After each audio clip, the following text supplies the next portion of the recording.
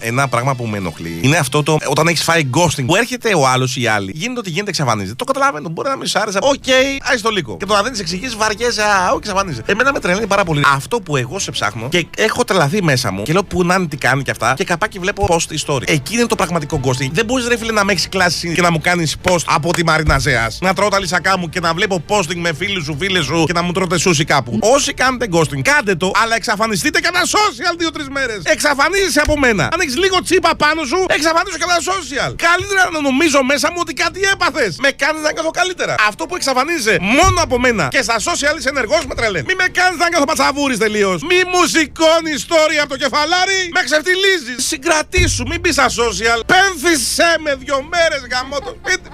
Μη μου απαντήσεις το μήνυμα. Μη μου κάτσεις να μου πεις το ψέμα. 2 μέρες παρά το μπουρδέλο το Instagram. Στην τελική σε τρώει ο κόλος σου να βάζει κάτι. Ανέβασε από τον τζάμιο. Να νομίζω ότι κάτι έπαθες. Από τον Ευαγγελισμό. Τα λέω εγώ κρίμα. Τον χτύπησε κάτι, τον τζίμπησε. Καθόμαστε και τρώμε τα λύσακά μας 3 μέρες χωρίς Instagram. Μωρή κάποια. Πάντω στους close friends. Μη μου το ρίξεις στα μούτρα. Άι στο διάλο.